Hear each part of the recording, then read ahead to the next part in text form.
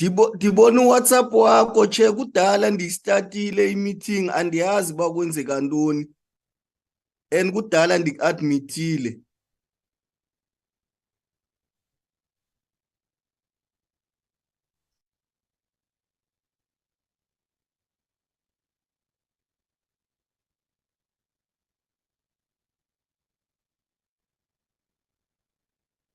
Hello?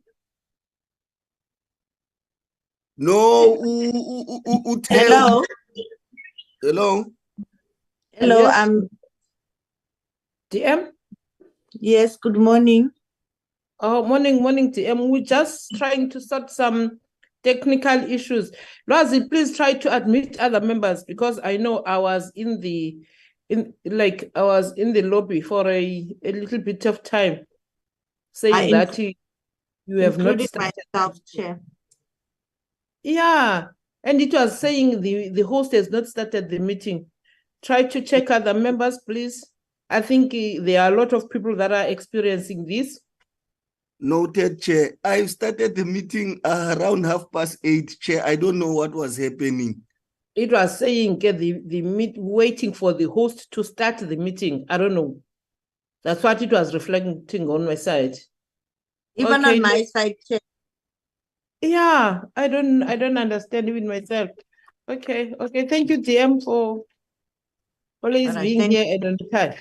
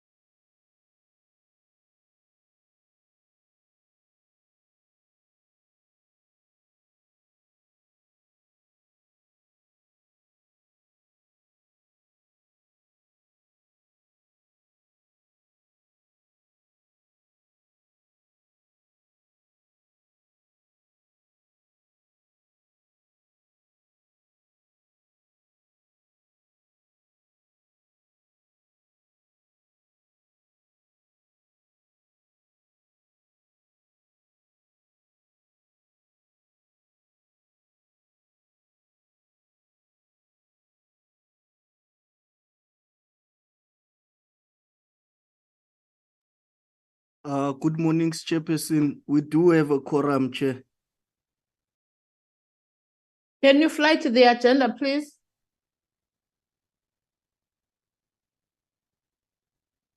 Recording in progress.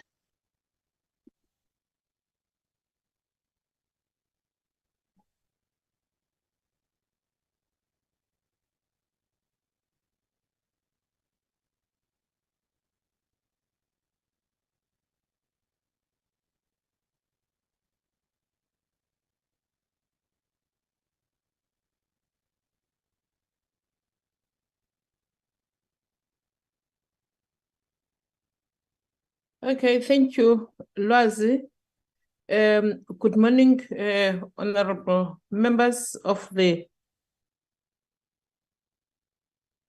Okay, I'm just changing whatever that is here.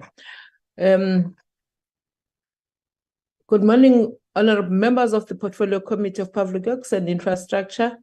Minister Sihle Zikalala, Deputy Minister, Benny Swartz, Acting DG, Ms. Nyeleti, and your team, the team that supports the Portfolio Committee of Public Works and Infrastructure,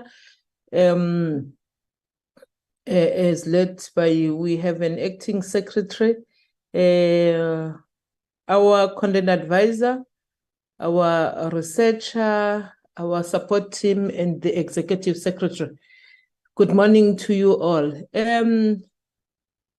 As you all know, we indicated that we will be focusing more on PMTE this month and quarter, not because we have any issues with PMTE, but we want this entity because we know what it can do and what it is capable of doing to be fully operational. We wouldn't want to see another entity developed taking the functions and powers of this entity and maybe running parallel to this entity. So today we will be getting a report on how the department will be effectively applying its strategy to deal with the undercapacitation of this entity, which is PMTE. We asking that because we believe that if this entity is fully operational, it is managed properly, then it can be through it that the value of this large property portfolio that is within the department can be unlocked. So that is why we're probing these questions. That's why we're demanding this report, so that the department also can support this entity, can ensure that this entity is fully operational. And that can be done only if you have people with the necessary skills within the department to do all these functions that are supposed to be done with this entity. We have said this several times, that we have here a department that if it can utilize what it has, it is one of the departments within this country that can realize a revenue that is very, very, very, very high. Last week we were talking about how is it managing its leases. Now we want to see what is there in terms of human resource within this entity. With those few words, honorable members, I welcome you all in this meeting. Our executive in the form of Minister and Deputy Minister, the acting DG, you are all welcome in this meeting. Lwazi, I have two apologies with me. The first one is that of Honorable Tring. Not sure whether he has joined now, but he said that he will join around 10 or so because he is going to be traveling. The second apology is the one of Honorable Siwisa, also traveling to KZN, maybe in and out of the meeting. So I have those two apologies. Do you have any other apology, Lwazi? Good mornings, Chairperson. Good mornings to honorable members.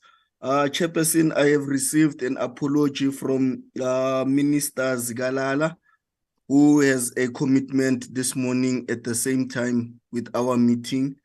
And I have also received an apology from DG, Ms. Makubele, who is also having a commitment this morning, Chairperson.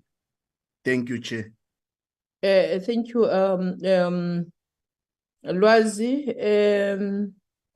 Honorable TM, I can see your hands up. Good morning, Chair and honorable members. Chair, I would also just like to register that the acting DDG for corporate services will also join us a bit late. She had an operation yesterday, so after her physio now at 9, she will join the meeting, but she will join it. Thank you very much. Thank you so much, GM. And we believe as this portfolio committee, in the absence of the minister, you are here, and you will also direct us who will be presenting on behalf of the department in the absence of the acting DG. With those apologies being noted, I then invite the department to present to us.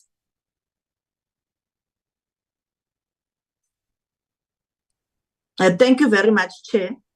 Chair, the department's functional structure was approved in 2016. This was a review of the last structure previously concluded in 2006.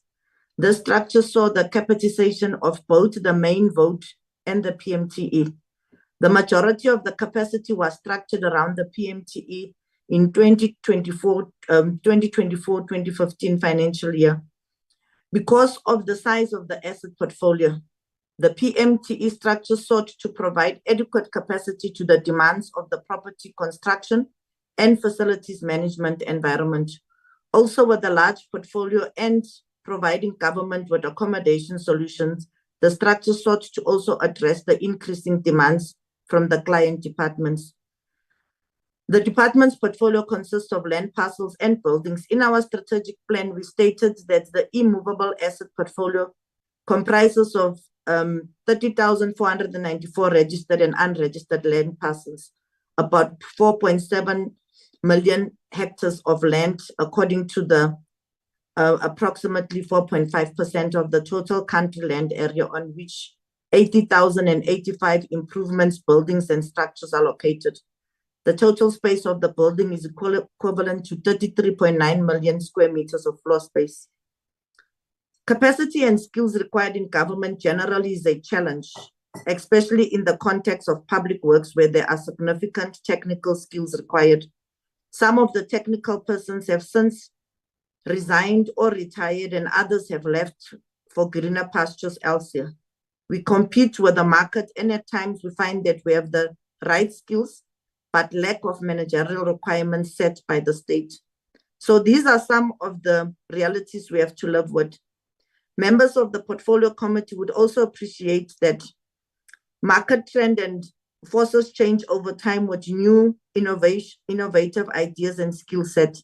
In realizing this, we have tried to present a case for the PMTE, touching on what we currently have as PMTE in terms of capacity that seeks to drive our strategy and mandate challenges and considerations in fully capacitating the PMTE.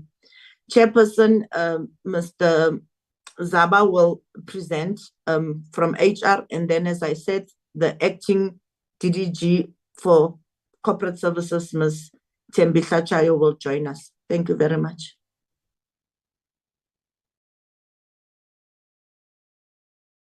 Thank you, DM.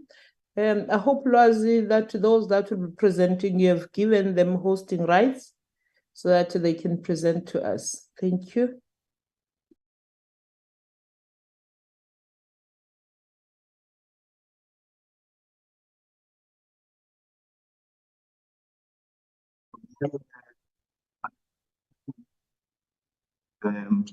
Honorable members of the Portfolio Committee, Deputy Minister, and colleagues from Public Works. Chair, with your permission, we would want to request for Mr. Masangu to take the first 4 slides, take us through the first 4 slides of the presentation. I will then take over from slide number 6 until then. Thank you.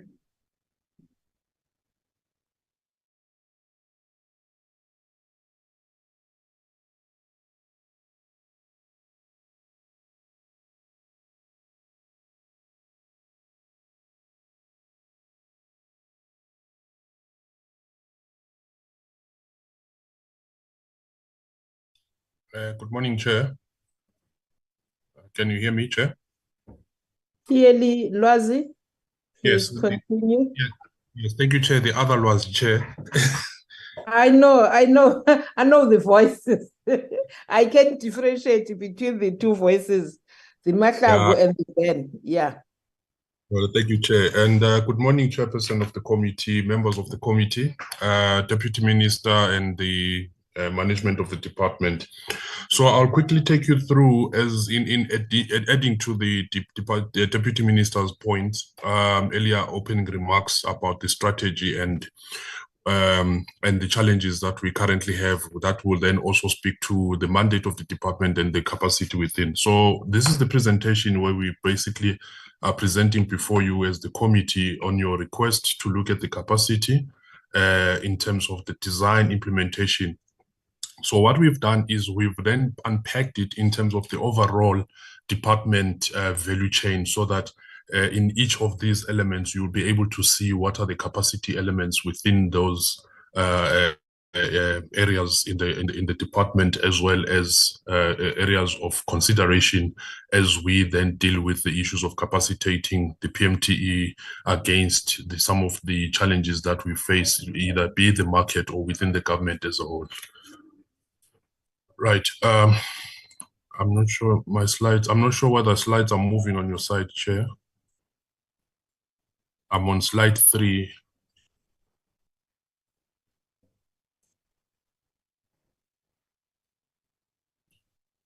Slide 4. Lwazi, are you the one who's moving these slides, or you are being assisted? No, Chair, I managed to flight it myself, and I'm moving the slides, Chair. Okay. Okay, it's fine. And through your Chair, if I then am allowed to then do so throughout the presentation, when my colleagues will do so, we will be presenting. I will also assist in moving them. Okay, but please ensure that we see only one slide at a time. I don't know why this thing of having 2 slides, it doesn't assist, especially us that have a challenge of sight. I've removed that other one. I'm sure now it's showing one slide, Chair. It's fine now. Thank you. Yes. So, Chair, in addition to the Deputy Minister's opening remarks, we then sought to strategize or look at the strategy of the department in the context of 7 outcomes: resilient, ethical, and capable DPW. So you will see that when it comes to capacity issues, it's basically the outcome 1, which is shown here.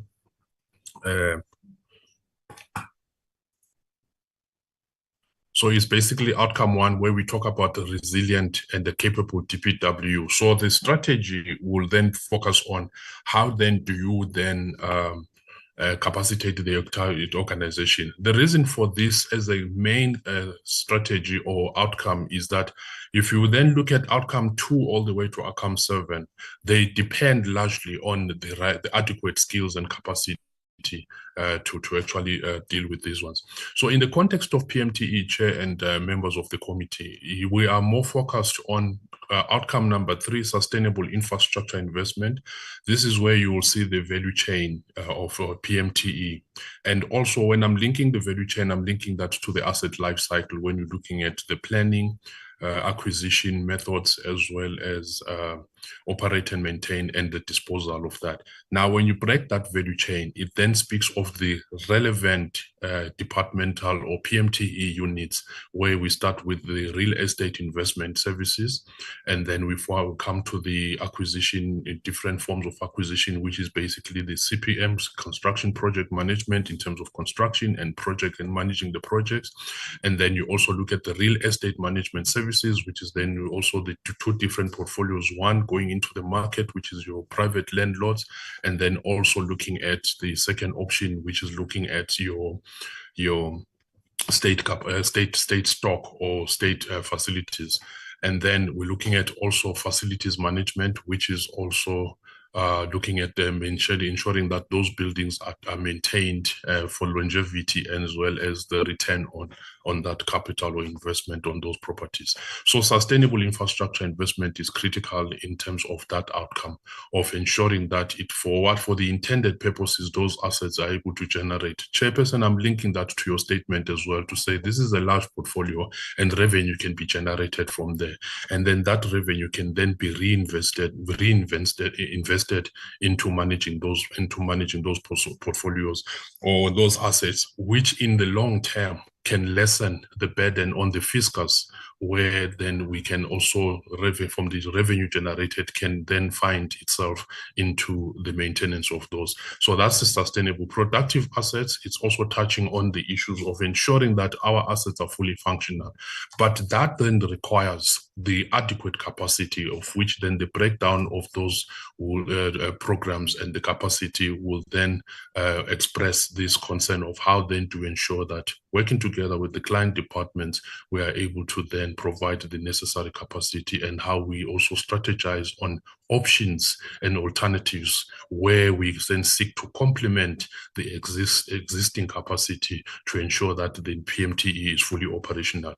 And then in the process, optimize job opportunities, although it's a bigger component of EPWP, but we find that even within the spaces of property management, facilities management, there are opportunities, either job opportunities as well as business opportunities, as we then contract these spaces. So you will see that also that model of opportunities is a part of the opportunities, job opportunities and professionals that come into the space is also a strategy on how we complement the existing capacity. In cases where there are challenges in capacity, that's where when they create a business opportunity of which then external contractors or service providers can come in to complement the internal capacity. So we are doing one capacity of the organization in terms of the persons and warm bodies, but also complementing what we currently have, which is a limitation to some degree. We also create a business opportunity, which then contributes large to the bigger and broader government or broader government objectives of job creation. Transform built environment, those are elements you will also see, I think, in the context of business opportunities as well as warm bodies that will be in, and dignified client experience, ensuring that our client departments experience the best services from the department. I think towards the end of the presentation, this last slides will then also express how we then deal with those issues. So, Chair, I thought I should also bring this as an opening statement, so that then the context of which then the PMTE is structured and the capacitation and strategies will then feed into this program structure, from precinct development, the requisite skills that will be required there will be present. The subsequent slides will then show the distinction, as well as delineating those areas of capacity, construction, real estate management, asset register, and facilities management. When you look at that whole value chain and taking it back to the opening remarks by the Deputy Minister, you'll see that we're talking about a large portfolio of a negative figure of over 130 billion, which is a significant amount, and therefore capacity then becomes a prerequisite and a requirement to ensure that this strategy of the department is then realized with the adequate capacity. So, Chair, with those opening slides, I think then I will then allow, through you, Chair, the colleagues from Mr. Chance Zaba to then take us through in terms of the breakdown of those programs within the department that then drives the strategy of PMTE. Thanks, Chair.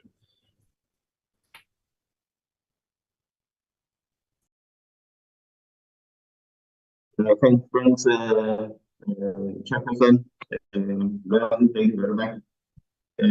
Chair, our will start from slide number 8. We still familiar with the macro organizational structure of the party management within entity. I want to take that level of the structure. We were quite a number of with the head of the PMTE, the executive officer on N+3, and other management, special project provide feedback or data on the filling of this position.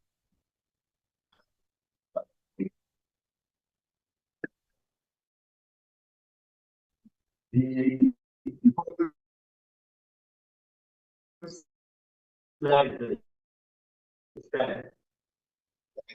are providing the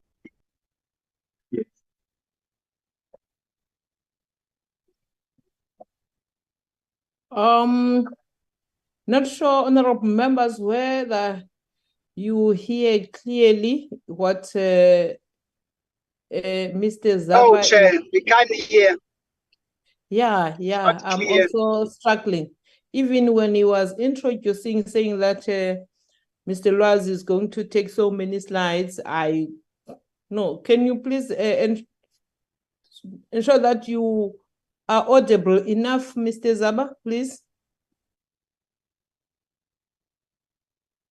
Mr.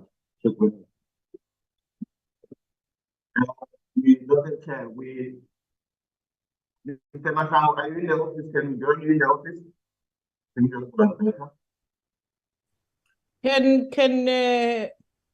Yes, he can come through, Chair. Mr. Yeah, Chance. can his colleagues please assist him? Guys, we can't hear him clearly. Okay, thanks, Chair.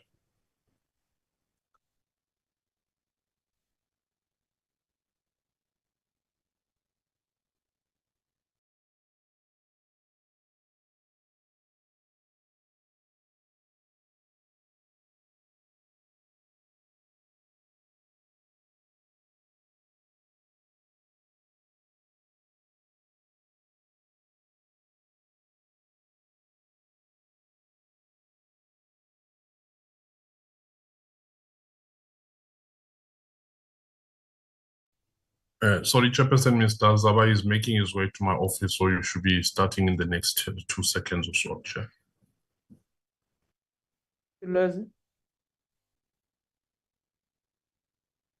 We can allow him those 2 seconds. Yes, Chair.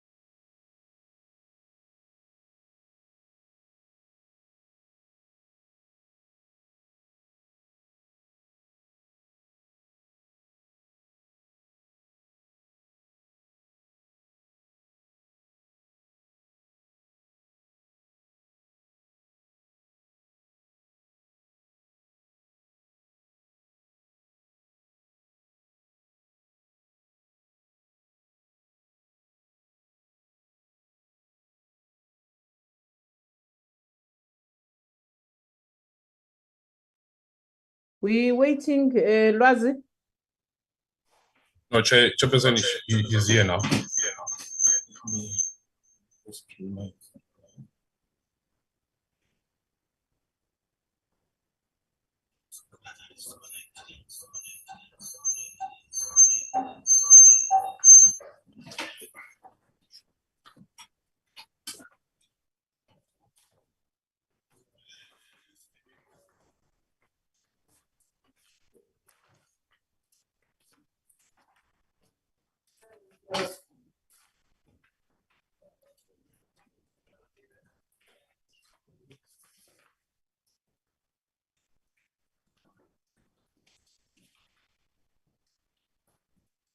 Thanks, Chairperson. My apologies. That was to be our best connectivity spot from an IT point of view, but we're proven wrong. Our apologies for that. We were to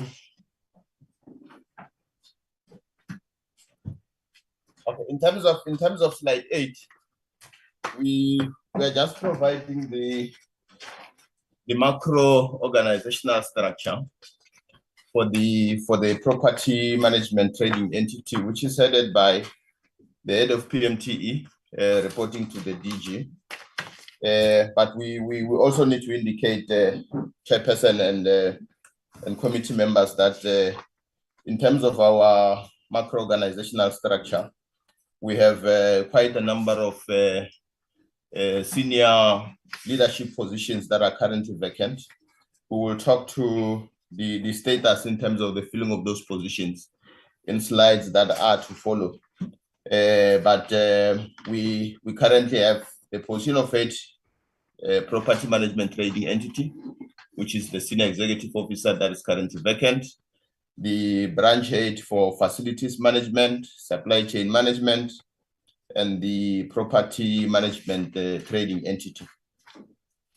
Slide number 9, we just providing the current composition. Slide number 9. We're just providing the current composition of the property management trading entity, with the facilities management program accounting for the biggest chunk of the cake, with around 52%.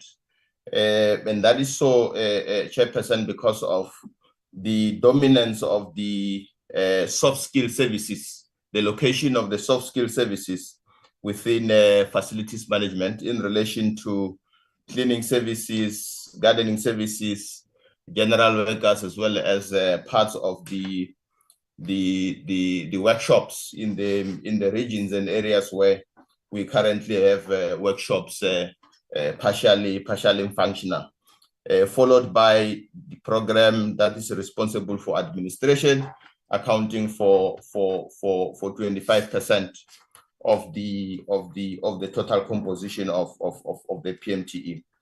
Overall, Chairperson, we are sitting at 4,515 current headcount in terms of permanently appointed staff as well as contract employees, with a vacancy rate of 11%. That amounts to 539 positions, including the 9 contract positions, which I'll also clarify why we're having 9 contract positions. The vacancy rate, Chairperson, has actually increased from 10% as at the end of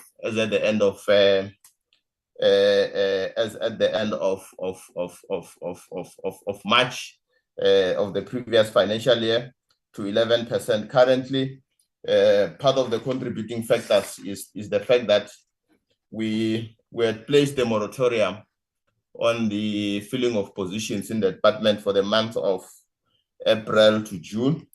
That was to allow for the briefing of the new executive, both the minister and the deputy minister, on the departmental programs, the APP, as well as the capacity levels of the department, to also allow the new executive to be able to give direction in terms of which areas should we focus on in terms of the capacitation of the department. We must indicate that the vacancy rate as it stands, it's a percent up above the acceptable vacancy rate as per the DPSA standards. By comparison, chairperson and committee members, of the total head count, 12% of those are your contract appointments additional to the establishment. This also includes participants in the skills programs of the department. The next slide, we are showing the vacancy rate, the staff complement, and the vacancy rate per program. Administration currently sitting at 10%. Real estate investment services currently sitting at 16%. CPM, which is your construction project management, sitting at 14%. RAMS at 14%. Real estate information registry services currently sitting at 6%.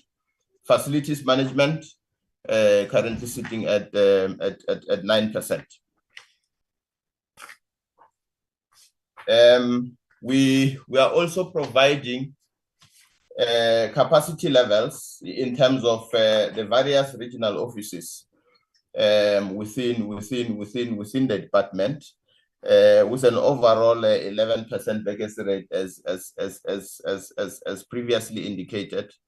The highest vacancy rate, chairperson and committee members, is within the Bloemfontein regional office, and the majority of those positions are your elementary positions, and it's positions that are already earmarked and targeted to be sacrificed to then activate from the unfunded positions, those that they consider critical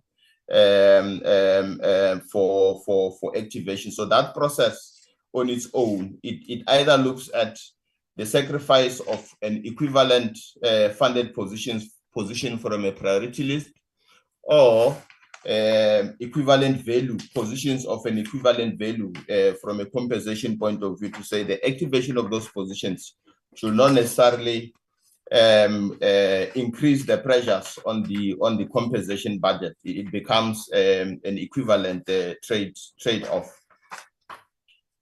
We are further providing per salary level the current composition of the various programs, which the first one will be administration, sitting at 10%. We must indicate, chairperson and committee members, that the salary level reflected 99, just above salary level 1.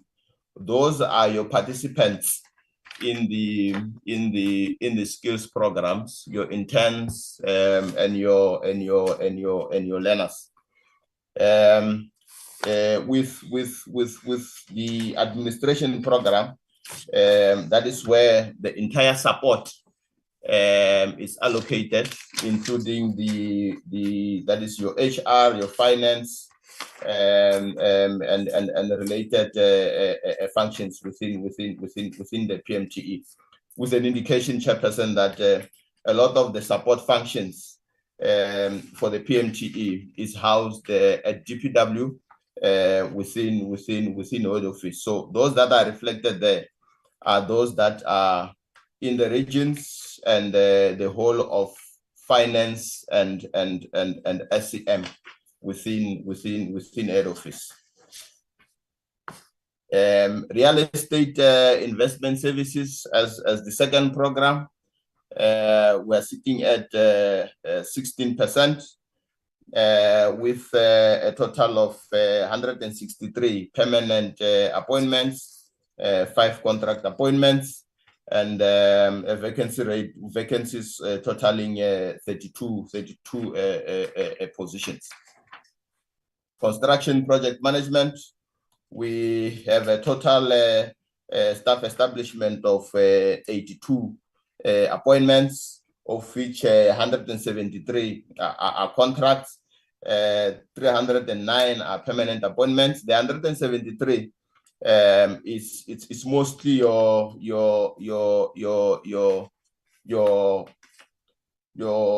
participants in the management trainee programs, and young professionals programs for purposes of mentorship and training towards professional registration with the relevant councils. Is not necessarily fixed term appointment contracts, but these are people that we have absorbed from either our bursary, external bursary scheme, even internal employees of the department that would participate in the skills programs for purposes of professional registration. Real estate management services, we have a total staff establishment of 260, comprising of 16 contract appointments and 200 permanent appointments. Real estate registry services, we have a chairperson, a total staff establishment of 116. I think we did talk about this area in the engagement with the portfolio committee last week. We spoke on detail regarding this program. Facilities management, as I've indicated, chairperson, I think you will be able to see from salary levels 1 to salary level 6. That is where the majority of employees within facilities management are located: your cleaners, your gardeners, general workers, and related elementary positions. Even from the vacancies, the majority of those are in those areas. And as I've already indicated, the high number of vacancies in these areas is because a lot of these positions are being targeted for reprioritization to fund the activation and filling of critical technical positions within the property management trading entity, without having to increase the pressures on the compensation of employees budget, in line with the compensation ceilings that have been imposed by the National Treasury. We are now going to deal with the technical capacity required for the PMTE. We've just provided a list, a chairperson, which list covers the entire PMTE without any inclusion of your support functions, with the exception of finance. Finance is included here because of the nature of the property management trading entity, the direction in which it's going towards revenue collection, which in a way places finance as amongst the critical areas for capacitation, to also support the finance model of the PMTE in relation to revenue generation. So amongst the critical resources that are required for the PMTE, it's accounting, which is applicable for both finance and the asset registry, GIS, IT in terms of data and systems analysts.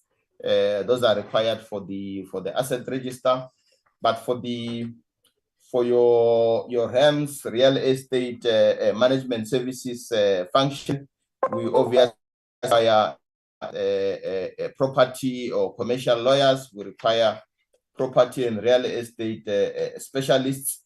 We also require your technical services in relation to architects as part of the design and the professional services functions that take place before the actual even advertisement and appointment of contractors for your infrastructure projects.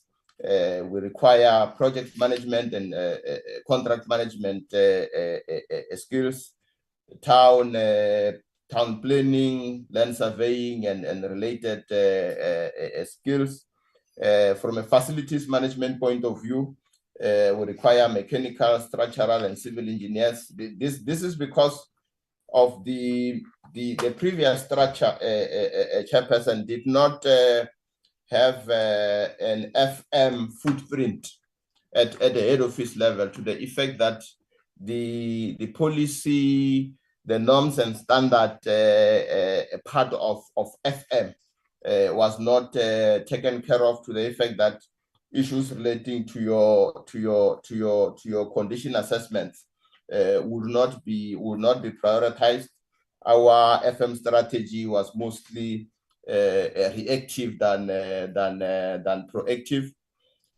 So having this capacity within the FM space will then position FM to be able to maintain the asset portfolio in a more proactive and efficient manner. We require your works management, your inspectorates from a technical skill point of view. We are also alive to issues relating to climate change, to the effect that we are to ensure that our buildings, as we design them currently, they are environment friendly. But those that are currently in existence, if as part of our planned maintenance program, if we're able to rehabilitate those programs to be environment friendly, we are then able to do that. Part of the technical skills within the soft skills category will be your horticultural services, as well as the artisans for the workshops in areas where we are able to enable the department to be able to do in-house maintenance. We are also responsible for wastewater treatment plants for some of our facilities, correctional facilities, and water care specialists are some of the capacity that we require as the PMTE. There is also a compliance element with the water and sanitation department in terms of your green drop and the conditions of our water treatment facilities that we are managing on a continuous basis. We are being monitored by the Department of Water and Sanitation in that regard. Just in summary, Chair, some of the HR strategies that we are putting in place to capacitate the property management trading entity involves organizational design and management. We realize that the organizational structure cannot be static. There is a need to continuously amend the structure to respond to new or additional capacity requirements of the property management trading entity. So from time to time, we would amend the structure, which may be resulting in the creation of new additional positions, or the redesign of current positions to focus on a newly defined a function or a program within the property management entity.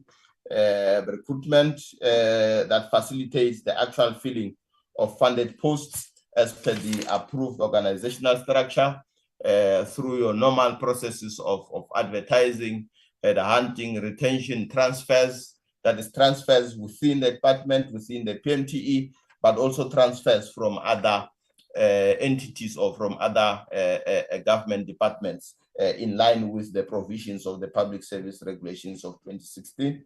We will also capacitate the PMTE through training and development interventions to ensure the upskilling of employees within the department in line with the workplace skills plan, informed by the outcomes of the skills audit. I must indicate, Chairperson and committee members, that we completed, I think last year, the skills audit for senior managers, and implementation is currently in place to upscale senior managers of both the department on the PMTE on the capacity gaps or the skills gaps that have been identified by that skills audit. Very critical, chairperson and committee members, is the role that as the PMTE we play in the skills programs, which we have already indicated, with specific focus on skills and technical skills. We take on board, and we have taken on board, management trainees, young professionals, technical interns, for purposes of mentorship, training towards professional registration with the relevant councils, but also for them to then qualify for their technical qualifications in terms of the on-the-job training and experience that is required by institutions of higher learning. In terms of, just to give what has been done currently in terms of organizational design, we have facilitated the creation of an additional chief director or chief directorate within the program management office and the special projects to add on the current capacity that is dealing with the small harbors and coastal properties development program, which is one of the critical programs of this department, but of the current administration, in terms of the activation of and taking advantage and fully exploring the oceans economy. In terms of the supply chain management element, we have created an additional chief directorate, which was actually a separation of functions of the one chief directorate that was in existence. But that separation, Chair, was to ensure that there is dedicated focus in terms of asset management and logistical services, as well as focusing on demand and contract management. Demand from a planning point of view, the actual procurement, but also the monitoring of those contracts after they would have been concluded. This has been one of the areas that the department has always wanted to make an improvement on in terms of supply chain management.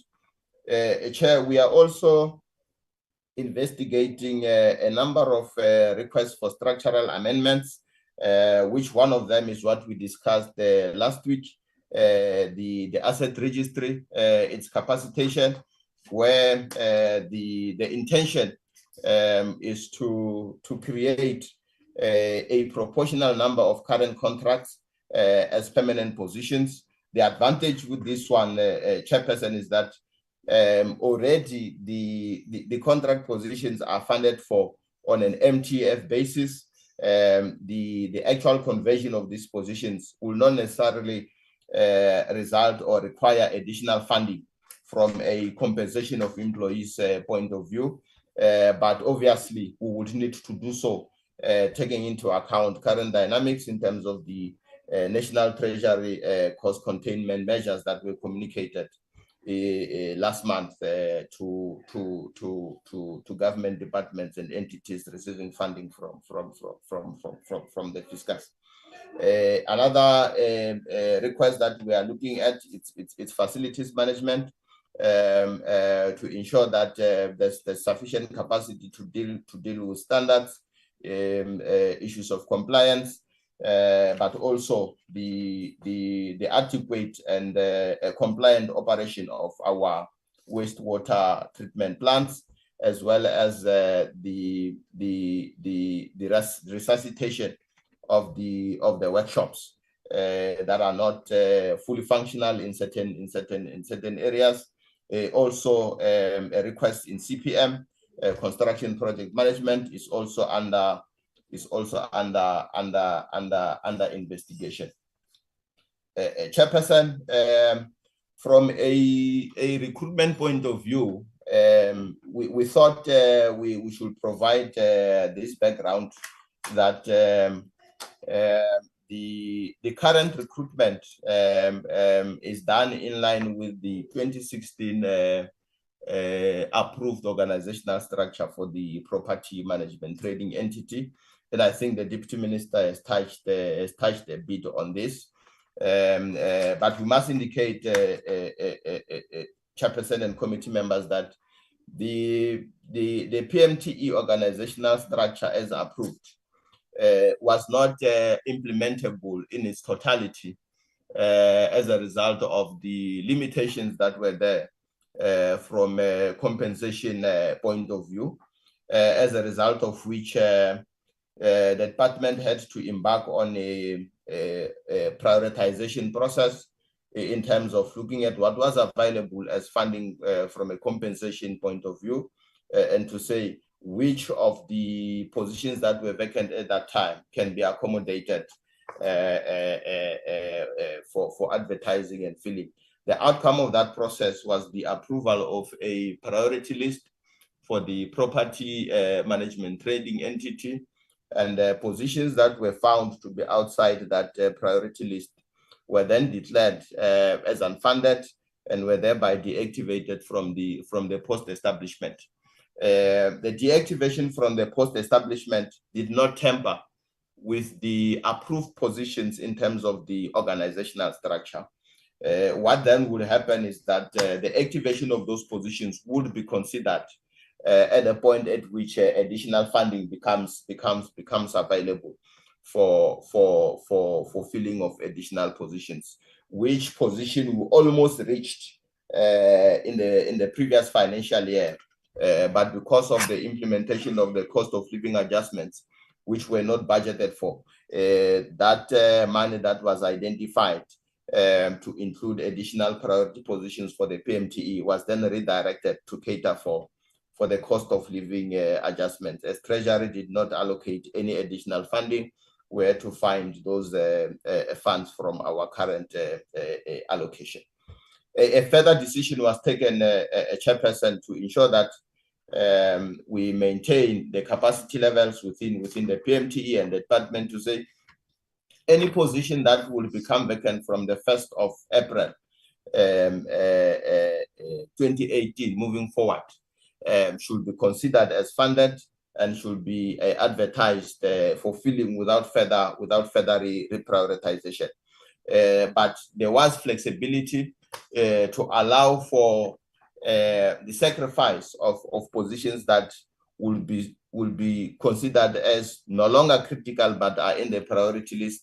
Branches will then sacrifice those positions with equivalent positions from the unfunded list to then ensure that those unfunded positions are then activated for filling.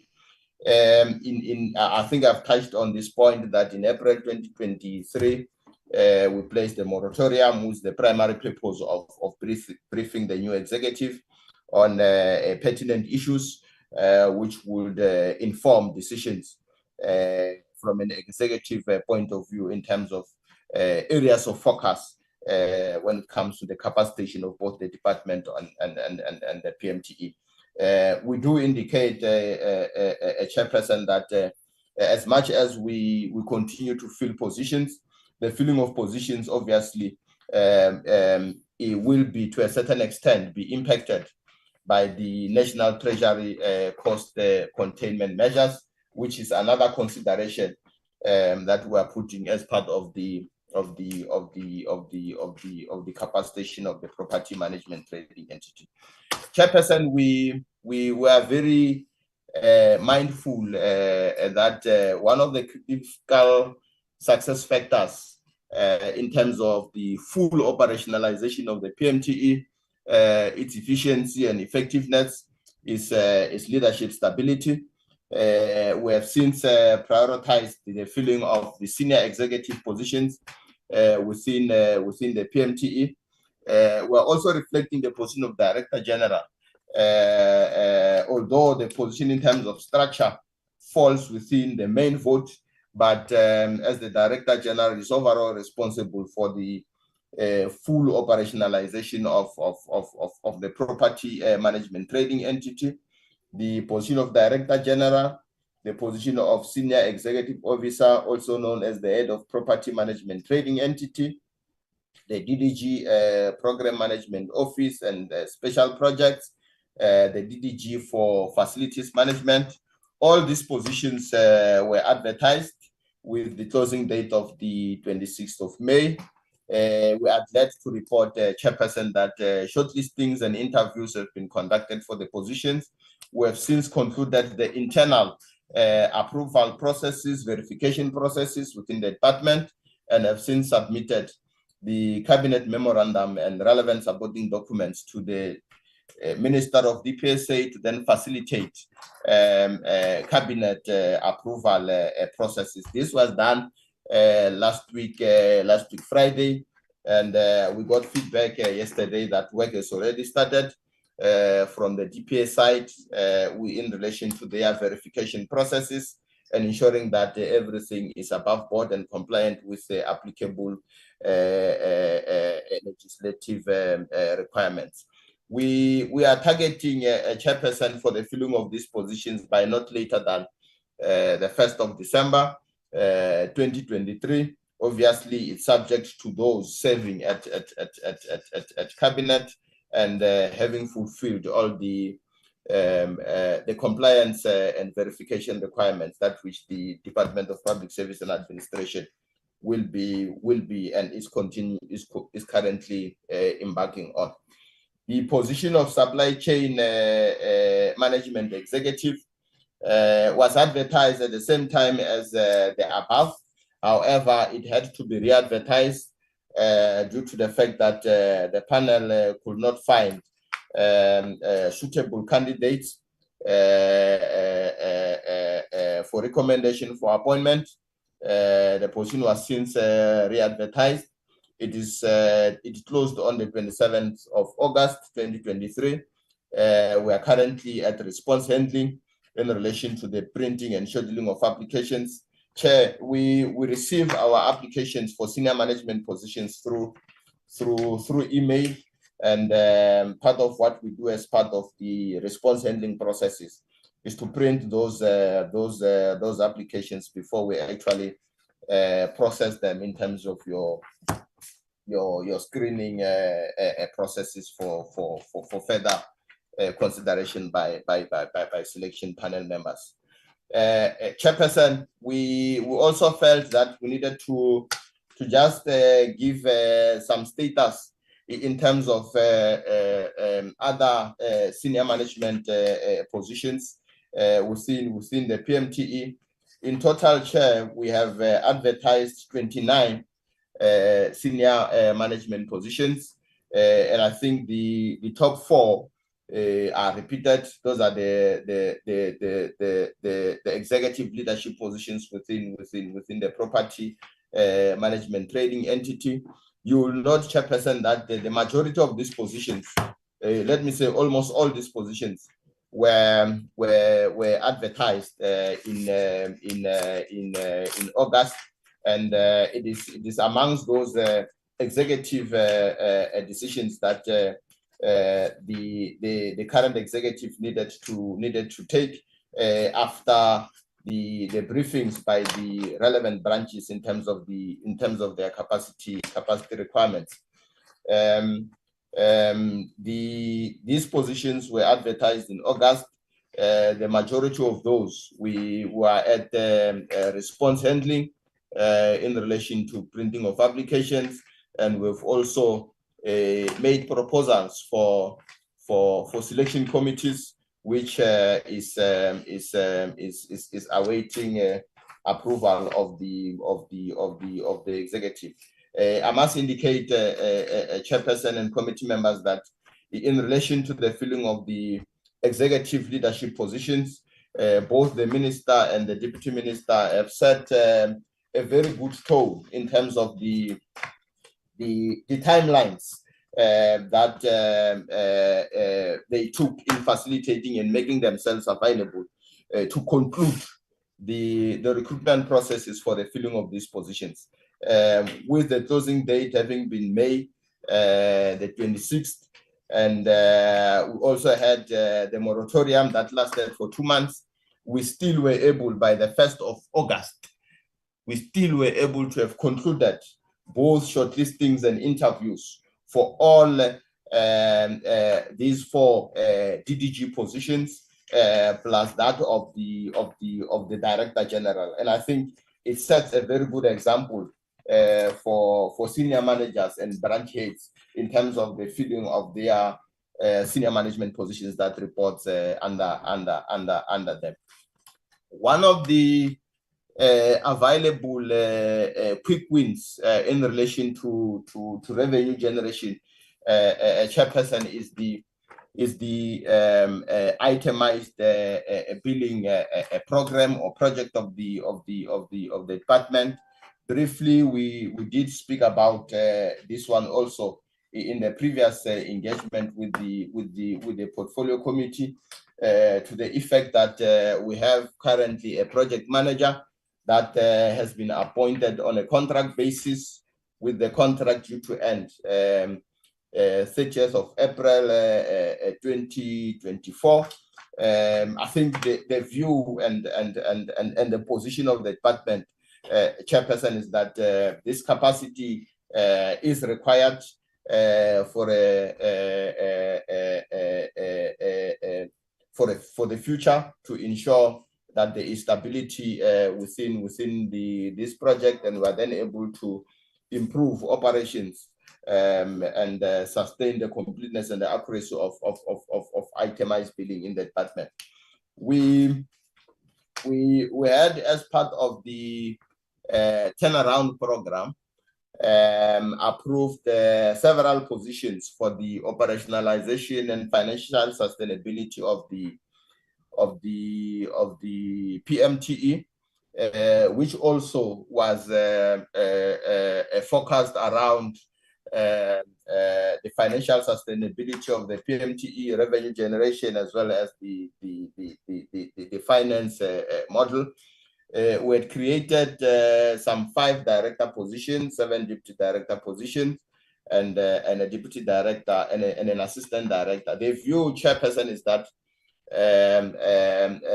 some of these positions, because the OFSP program has not really taken off as initially planned and anticipated, the view is that some of these positions that were approved for the OFSP should be redirected to capacitate the itemized billing projects.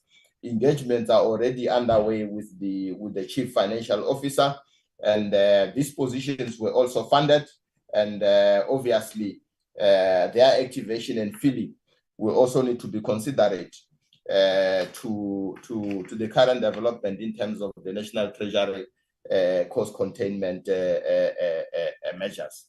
Another key and critical success factor for the itemized billing project, Chairperson, is the completeness and the accuracy of the asset register, which I think we did indicate in the previous engagement that there is a need for the department to move from pushing for a compliant, fully compliant asset register, but to an asset register that can be utilized to take informed and accurate investment decisions, property decisions within the department, amongst which is the itemized billing project.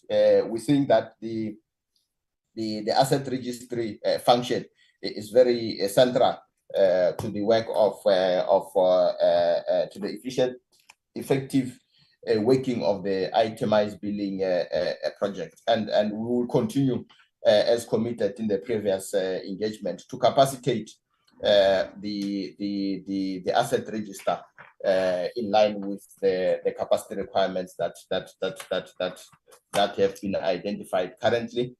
Chairperson, from a technical and skills program point of view, these are the programs that we are currently implementing for the property management trading entity. For professional registration purposes, we have an intake of 67 participants whom we are currently mentoring. We have also appointed 10 mentors, most of which are retired professionals.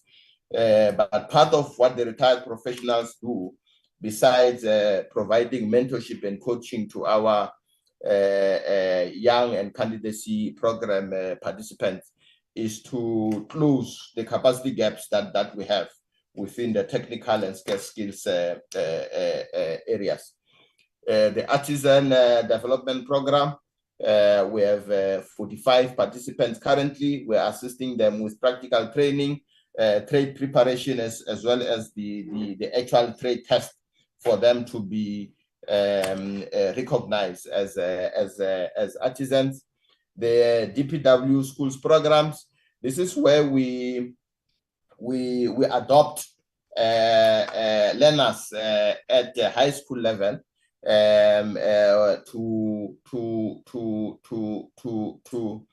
to consider pursuing careers in the built environment sectors, and depending on how they perform in their metric examinations, they will then be considered for bursaries, technical bursaries, and on completion, they will be taken over into the skills programs of the department, the technical internship program, until candidacy and young professionals programs for professional registrations. And some of these candidates are then considered for appointment within the department.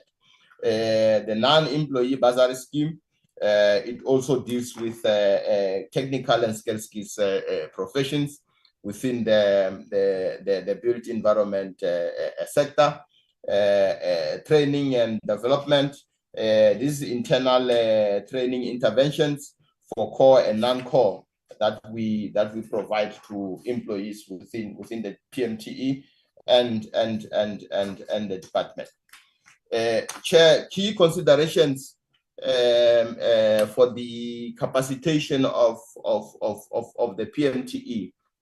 One is the historic pressures on the compensation of employees' budget, which we've indicated in our earlier slides, that resulted in the reprioritization of, or in the approval of the priority list for the capacitation of the PMTE to remain within the compensation ceilings.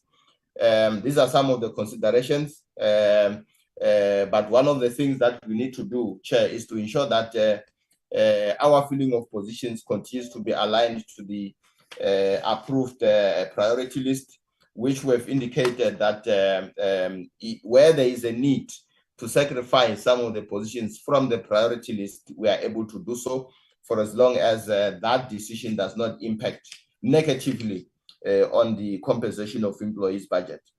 The second consideration is the National Treasury cost containment measures. We are currently working on identifying critical positions for motivation or further engagement with both the National Treasury and the Department of Public Service and Administration fulfilling, but also to ensure that we as a department will also contribute in easing the current pressure that is there on the fiscus for the current financial year.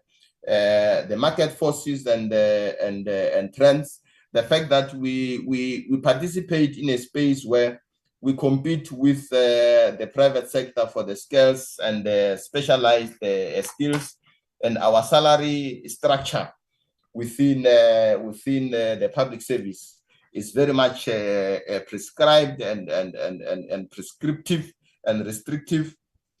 We're then not able to a certain extent, not attract new skills from outside the public service. The OSD has worked in its introductory years, but currently it is not facilitating easily the attraction of technical and skills from outside the public service.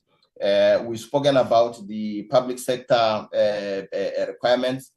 One of the things that the OSD does, it prescribes minimum appointment requirements at entry level of your OSD, which in terms of number of years experience, it becomes very difficult to recruit new entrants. But one of the key internal challenges that we were facing from a recruitment point of view, more especially in terms of the core business, is what we call musical chairs. That is the movement of promotional movements of employees from one position to the other within the PMTE, which it sort of recycles the same people within the department, within the PMTE, which necessarily does not bring in new skill, but also does not impact on the vacancy rate of the PMTE. Chairperson, that will be the end of our presentation, and it is our recommendation that the human resource strategy as presented be noted by the committee. Thank you very much.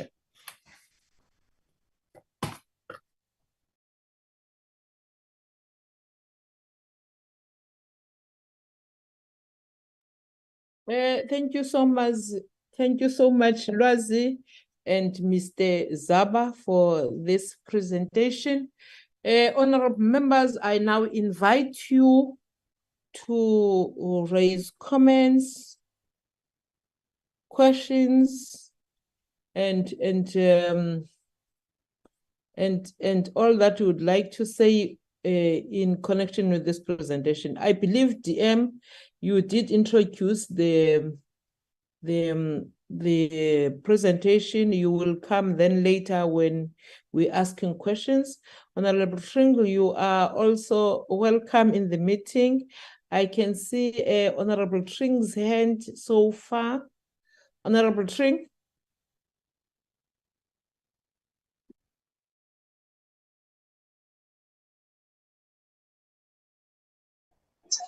Thank you. Thank you, Chair. Chair, my apologies for coming into the meeting late. I did send an apology. I just landed in Cape Town and joined as soon as I could. Chair, my question is fairly simple. On one of the slides, there was a slide with regards to the acquisition of key skills by PMTE. At the same time, however, when one looks at the financial considerations towards the end, one notes also that Treasury is, in terms of the challenges that the country has, and a reduced income, a possibly reduced income from collection of taxes or revenue in the country. This also then places a constraint in terms of the particular skills that are needed. So this creates a tension, Chair, in terms of skills needed but positions, vacancies not being filled, but also skills being developed. So my simple question is, what is the plan to negotiate around this particular tension with constraints by Treasury and the need by PMTE, as well as the need in the country in general in terms of skilled artisans, technicians, engineers? Thank you, Chair. Thank you, Honorable Tring. Honorable Mjabo. Thank you, Chairperson. Good morning to you, Chairperson, and the Deputy Minister and the department and members. And welcome the report. Just few questions. On slide 10, it's not clear that those position, it's the both permanent and contract position have already advertised or not. If I can get the clarity that those positions are already advertised, or if yes, when is the closing date of those positions? I can't remember another slide on the leadership stability. I'm just want to know that even on that slide, there are many positions, there are many vacancies not been filled. I'm just checking the stability on their leadership. Do they have the stability because of that vacancies not been filled? Thank you, Chairperson. Thank you, Honorable Mjabo. Honorable Sihlolo.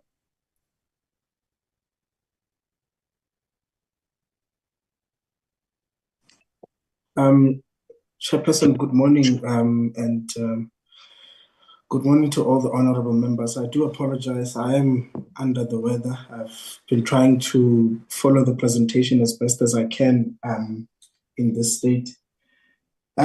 Chair, just my contribution. My first question would be, is the 2016 framework of PMTE still feasible in 2023? That is the first question that I want to ask. Chair, on the 31st of August 2020, this year, 2023.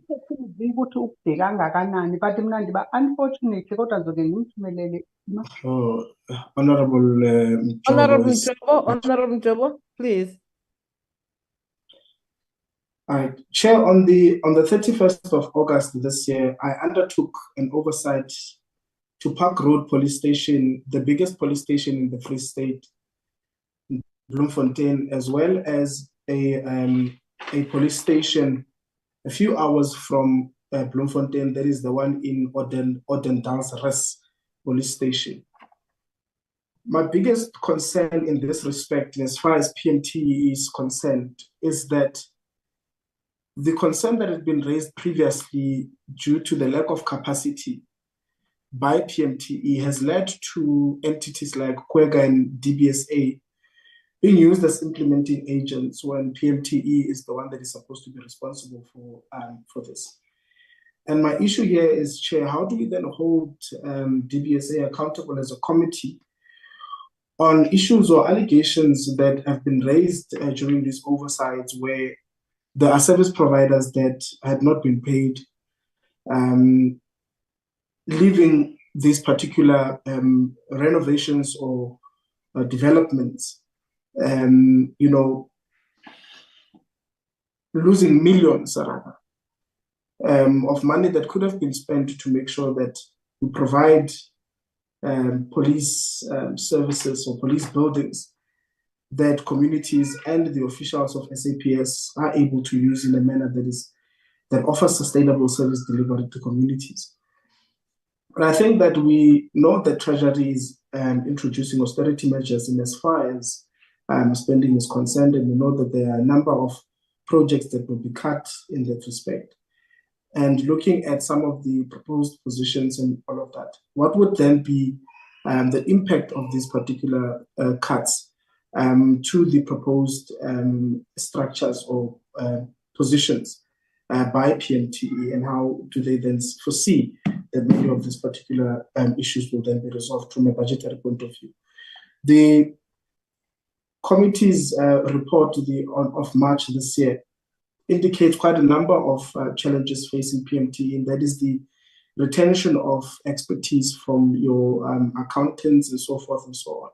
How does then the PMTE then look to deal with those issues, considering the budgetary constraints that have been introduced by Treasury in that respect? I had wanted to say more, Chair, but unfortunately I'm just running off short breath and I'm unable to really speak for a longer period of time. Thank you. Thank you so much, Honorable Sihlolo. Mine would be, in addition to what my colleagues have asked, one, this question that Honorable Sihlolo has put,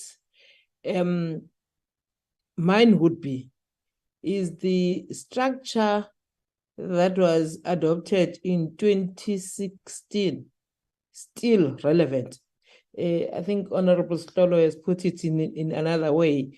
I'm asking that because there are changes that have happened within the department. Maybe we didn't see it necessary to tweak somewhere or somehow. That's the first question that I'm asking. And I think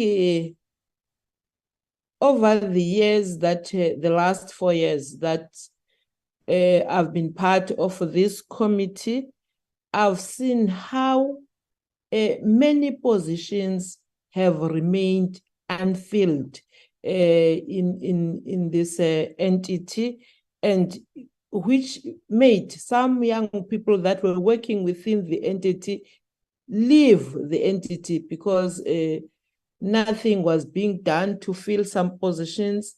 Yes, I can see now that you are saying these positions will be filled maybe by the 1st of December, but I think we all know that there is this memo that is coming from Treasury now, having let all these years not filling these positions. And lastly, I don't know whether you are aware, I think it's also part of what Honorable Sihlolo has asked but I'm going to comment this way, that in many a times, work that was supposed to be done was by PMTE has been done by KUGA and DPSA. Work that was supposed to be done by PMTE was done by KUGA and DPSA. Maybe is it because you lack capacity in doing that work that now is outsourced to DPSA and KUGA? I will stop there in addition to the questions and comments that have been raised by my colleagues. Over to you, Mr. Lwazi or Mr. Zaba.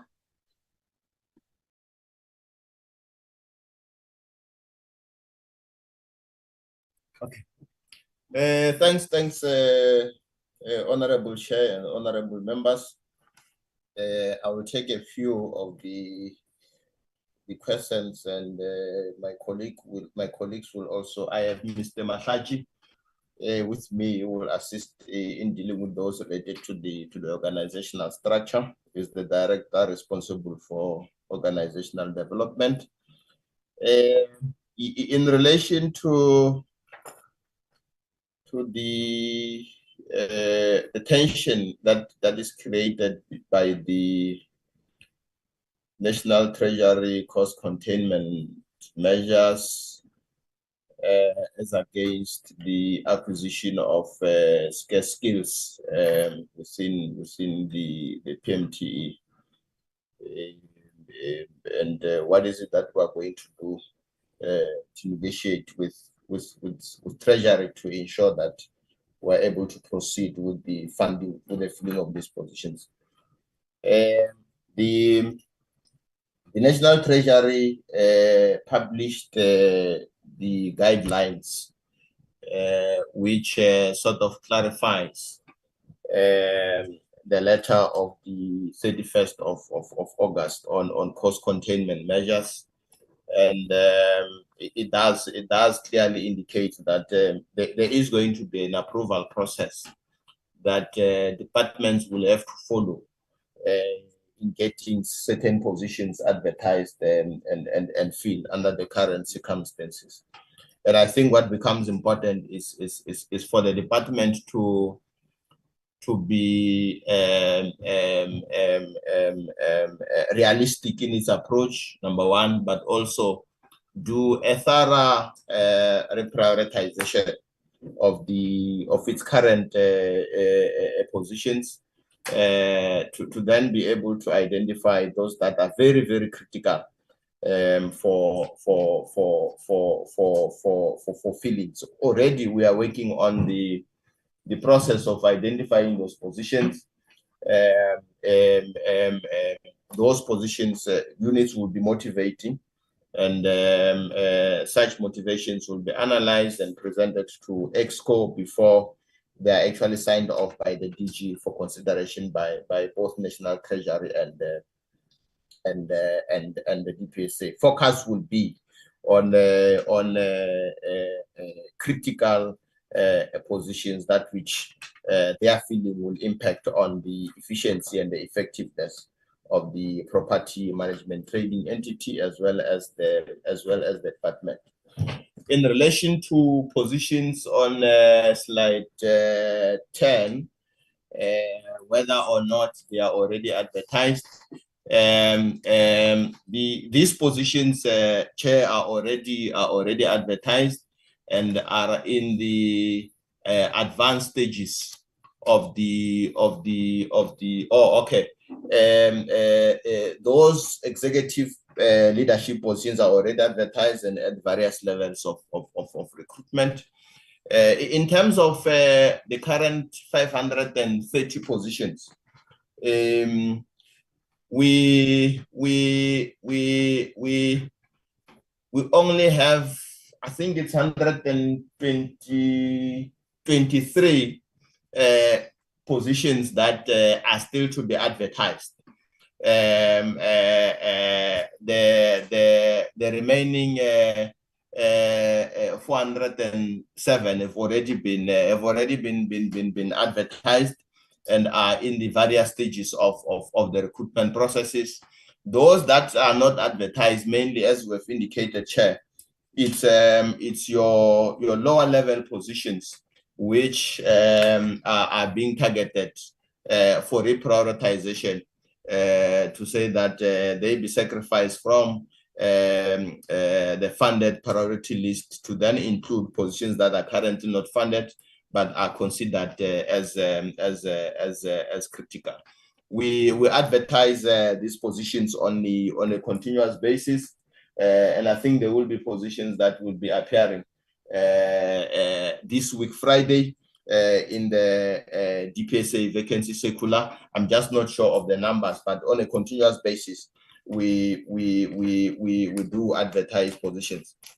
And what we also do, Chairperson, is that on your planned retirement cases, where people are retiring at the age of 65, we are then able to proactively advertise those positions even before they leave the department, so as to ensure that at the point at which they leave the department, we are then able to fill those positions without any gap in terms of leadership, and we target a lot of your technical positions as well as your senior management positions. I think we have 2 regional manager positions that we have recently advertised. They are not necessarily vacant, but the incumbents, one is transferring, the other one is going to retire in January. So there is that level of proactive planning as well. But those in terms of filling, obviously, we will need to ensure that we align with the Treasury cost containment measures. Whether the many vacancies at leadership level are not impacting on leadership stability, they do, Chair. Although from time to time we would appoint persons to act in those positions, but it becomes a chain reaction of acting appointments. And in certain instances, you will not have people to appoint to act, and that would result in a gap in certain areas, and that would impact on your leadership stability. In terms of retention of expertise like accountants and related professions as compared to the National Treasury letter. Chairperson, I think this area was mostly for the experience in the area of the asset register, and that was because of the short-term contracts that we were implementing at that time. We have since moved from short-term contracts to medium to long-term contracts, 36 months contracts, and we are now moving towards permitizing some of those positions to ensure that we are then able to retain some of these skills.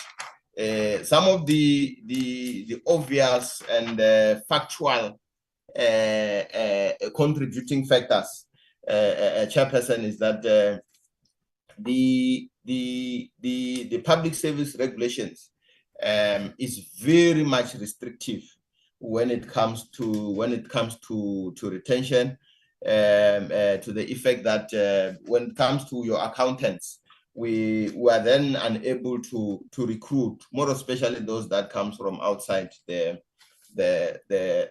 public service. A case in point, we have a position of Chief Director, Financial Accounting and Reporting within the PMTE that requires an accountant. I think since its creation in 2016, we have not been able to fill that position. We have had 5 candidates declining on salary considerations. We have since approached the minister to approve that. We request the MPSA to allow us to at least advertise that position reflecting the salary range, that is from the minimum to the maximum, so that we are then able to negotiate with potential candidates, because currently the public service regulations requires that any appointment should be done on the first notch of that position. It's even worse with those that are coming from outside the public service for us to then negotiate with them. I think those were the ones that I thought I should respond to. I will hand over to Mr. Mahlachi. He's here with me as well to deal with the questions relating to the structure. Thank you, Chairperson. Members of the committee, I'm going to respond to the question that is related to the structure. I think pertaining to the 2016 structure, whether it is still feasible or relevant. Yeah, from OD point of view, that is a very critical question that we should respond to it. As we normally say, structures are not cast in stone. But however, in responding to this question, the 2016 structure, it has got its macro level and micro level. On the macro part is what we have indicated in slide 8. It wouldn't have changed that much because at macro level, it's more aligned with your the mandate of the department. However, at a micro level, that's where you would typically have changes and you have to respond to the needs of the organization. And just to answer the question then, would then say the 2016 structure, it's no longer feasible because there's a lot of changes that we have engaged, which we have reflected them on slide number 22. On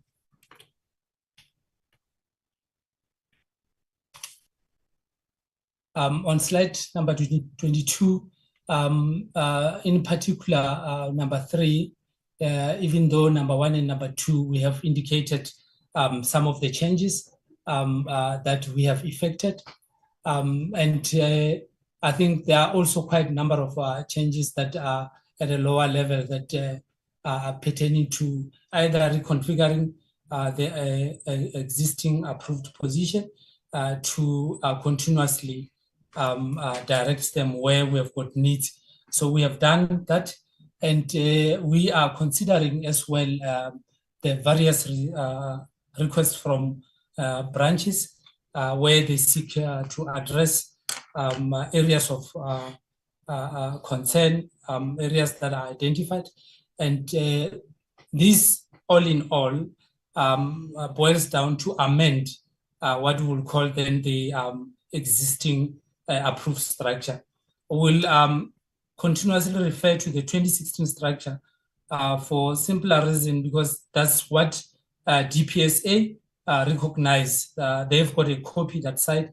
Whenever we do the amendment, we need to follow the processes of the change.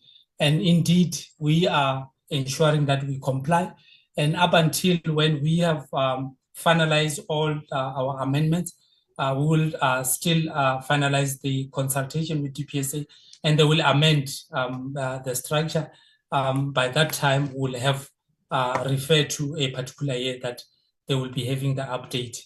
I think that is the last question and only question that I was responding to. Thanks, Chair. Okay.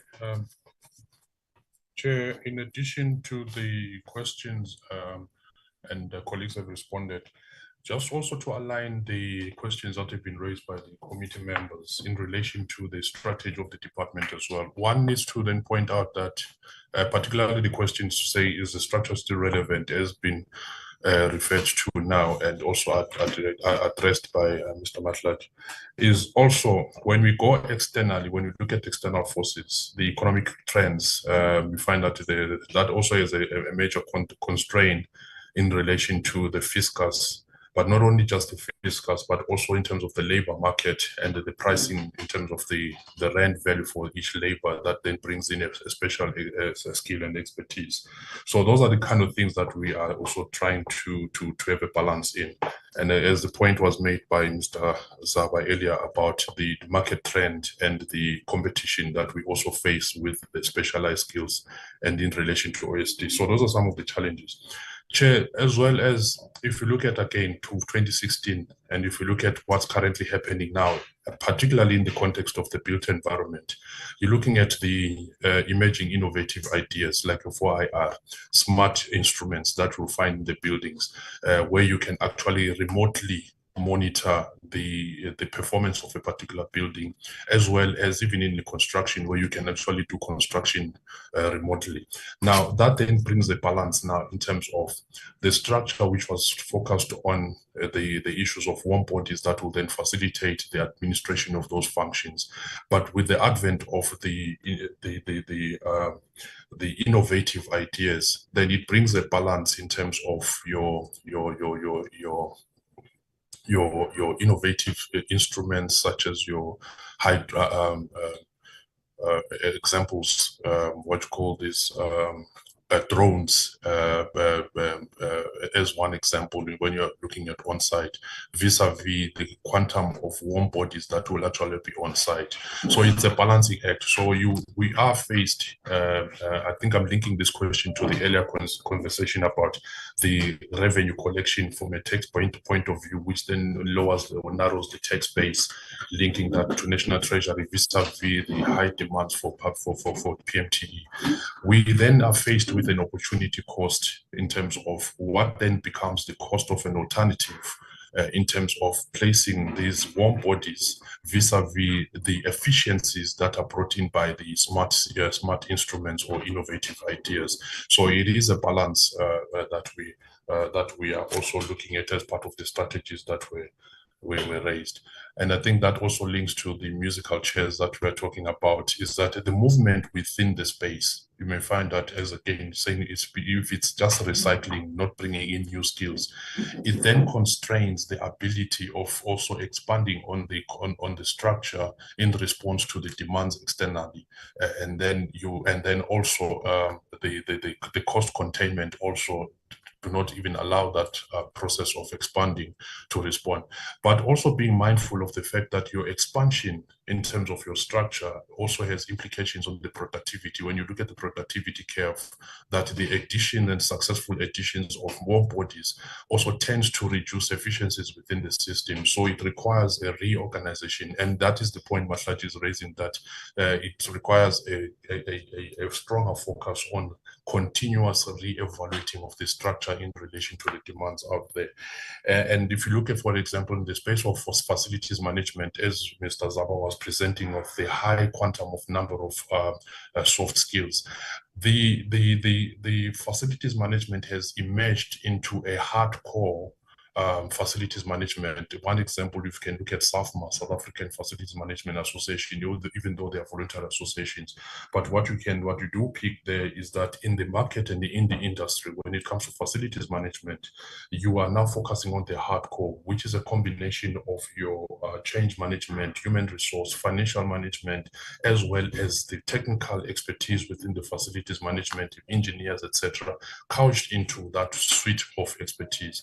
And that normally come at a cost because of the changes in the environment out there. So those are some of the examples, Chair, and members of the committee, where we are now looking at the balance and engaging National Treasury in terms of how they do capacitate and to respond to those external factors going forward.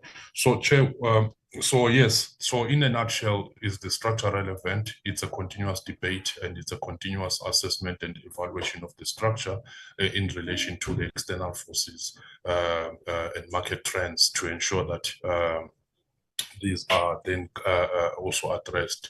As you will see, Chair, when we present the APPs and stuff, we try to maintain the APP in relation to the mandate of the department, even though to some degree we do have challenges in terms of the current not structural capacity, but then the capacity issues do not then erode the mandate in terms of the APP targets, but we rather say, with the given structure as well as the capacity, how then do we at least manage and manage from a targeting point of view of those and still maintain the structure and still maintain the mandate. So we're saying not limited, we are saying that we are not limited by the capacity in terms of reshaping and also narrowing the scope of the department. We do continue with the scope of the department in response to the external factors, but we are mindful of the capacity that we have, constraints as well and cost constraints, such that we maintain the mandate, but we are very careful in terms of how we target within our means. So in a nutshell, Chair, yes, that is basically ours. There was a question, Chair, around DBSA and Guha. Yes, if I can take you back from a risk point of view as well as from an analysis of the emerging trends, the response rate, again, from a government point of view, particularly from a procurement, because this is also another issue that we are considering.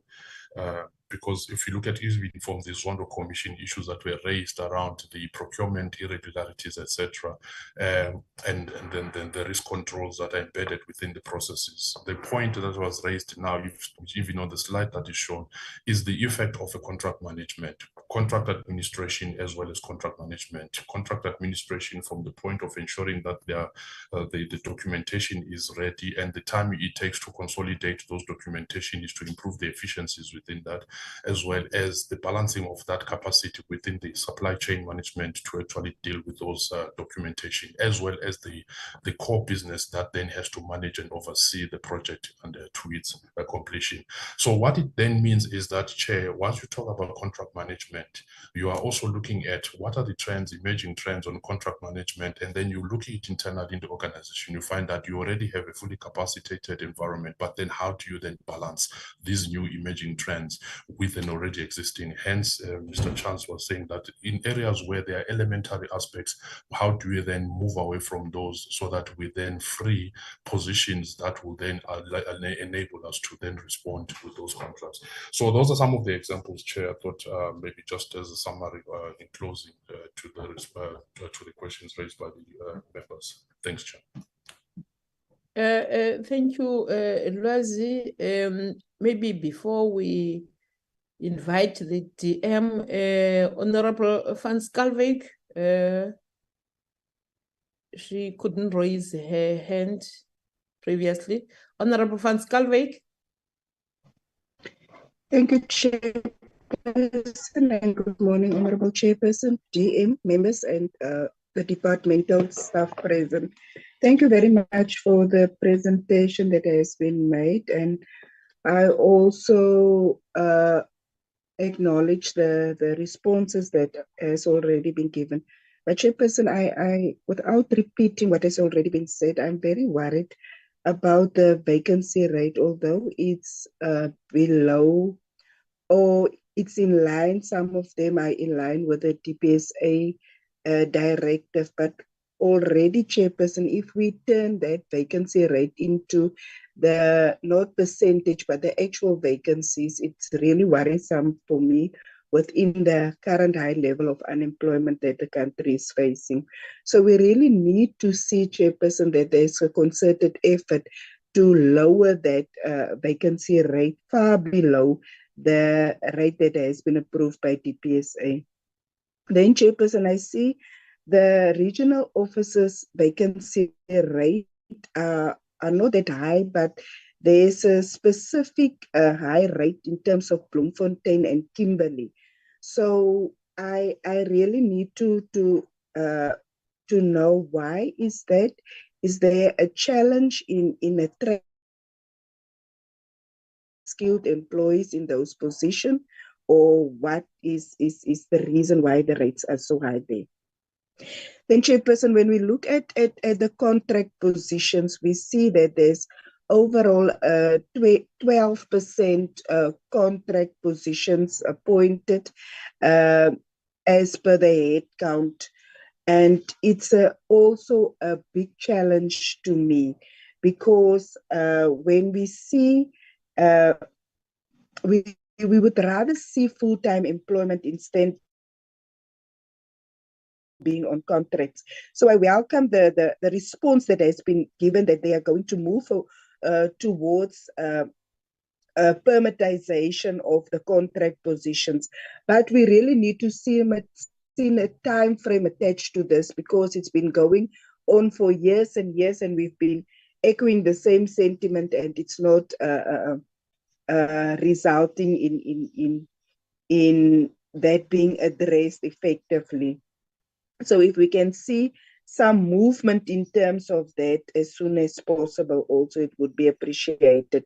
Then, Chairperson, although I understand the rationale and the explanation in terms of compromising lower level positions in favor of critical skilled positions, but I know, Chairperson, within our current unemployment stats, we see a lot of people with low and no skills. and they are prospective candidates for employment in those lower level positions. And it's worrisome to me, because when you see people currently being in those positions, for instance, when you look at the cleaners in the specific offices or departments, we find that when it's already very thinly scaled. And if a person resigns or retires or dies in who's occupying those positions, and you are not filling it, you are putting a lot of extra burden on the current employees. And it's a matter that's very, very close to my heart, Chairperson, that we have a situation where an organization have mostly high level employees, and the low level employees are bearing the brunt, who's currently filling those positions. So we need to see a balance in that instance also, because we don't have to see only senior management positions, but we need to see that the lower level positions are also being filled, even if it's not at the previous scale, but there needs to be attention to that one also. Then, Chairperson, when I look at slide 28, in terms of the technical skills program, we've been very vocal over the years in terms of the candidacy program and professionalizing the young professionals. We see that there is the mentorship towards this professional registration, where the number is 67 with 10 mentors. But can we get an indication of the results that is giving? Because my problem is that we have so much candidates, but they are not qualifying to be professionals, and they are just sitting there. We've heard concerns over the past few years from those individuals. So we really need to see rewards there in terms of professionalizing those candidates. Then, Chairperson, we know that in each department there should be a workplace skills plan. And when we look now at lower level people being compromised, I need to know, is there a plans in place in terms of the workplace skills plans to upgrade the skills and capacitate lower level employees to be eligible to be appointed in higher level positions in terms of upward mobility? So what is the department doing to ensure that, instead of just inviting people from outside and not recognizing the people that's in the company?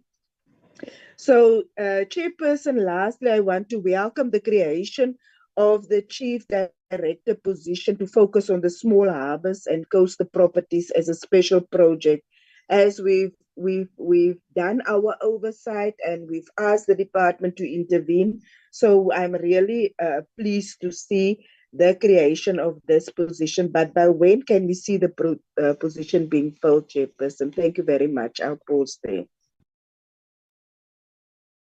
Thank you so much, Honorable van Schalkwyk.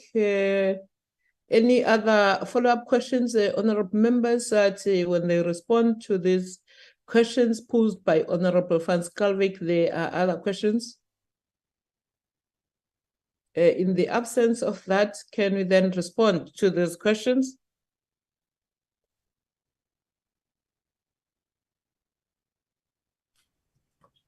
Thank you, Honorable Chair, Honorable van Schalkwyk and committee members. In terms of efforts to further lower the vacancy rate to below 10%, we are fully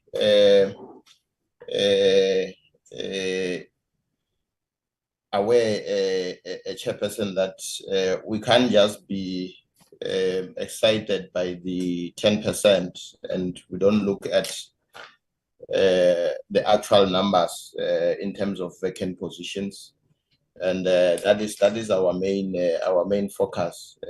Just to take the committee back, I think in the end of 2017-2018 financial year, where the 37% vacancy rate that was shared between the department and the property management trading entity, and we have been able to consistently reduce our vacancy rate to where it is today, and with almost 80% of the current vacancies already advertised, I think we are well on track to achieve vacancy rates below the 10%, because we also understand that from a compensation of employees point of view, if those positions were not to be funded, the amount of under expenditure on COE becomes very high, more especially for the PMTE. The Kimberley and Bloemfontein regional offices, the vacancy rate being high in both those regional offices. I think mainly for Bloemfontein, the majority of the positions were to be lower level positions as indicated, and they are sort of targeted for that reprioritization. And we note very well the concerns and the comment by Honorable Van Schalkwyk on us having to ensure the balance on productivity within the department, but also participating in the job creation program of government through the appointment of youth and those with elementary skills that which would qualify for appointment in positions like cleaners and groundsmiths. The overall 12% contracts against the total head count. These chairperson and honorable members are not necessarily an entirely fixed term contract appointments, but they also constitute amongst them participants in the skills programs. For instance, those who are participating in the candidacy program, we align their appointment to the OSD, which then, in terms of the system, although we don't have positions approved in the structure, in terms of the system, we'll then have to create a contract position to be able to appoint them, so that they are then able to get their stipends and their salaries from the personal system. So it's just that we did not do a breakdown of these numbers in terms of how many of these are fixed term contracts and how many are participants in the technical skills program and the candidacy, as well as the professional management training programs. And the permanentization of contract positions, as we have indicated, is in the pipeline, specifically for the asset register, to ensure that we are then able to maintain the current to maintain and improve the current audit outcomes, but also to ensure that the asset register is able to assist the department in taking the necessary and relevant investment decisions.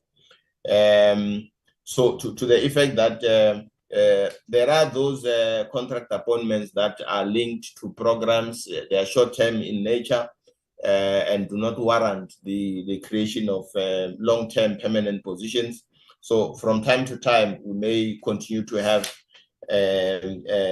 contract positions, but in lesser numbers. As I've indicated, there may be a need for us to say, when we engage with the committee in our next engagements, we are then able to provide those breakdowns to say how many of these contract positions are within the skills programs and which ones are on the fixed term contracts. The success rates in terms of our candidacy programs, I think it's from reports that we get from colleagues within the professional services branch. I know I should not be talking about a branch because we are here as a department.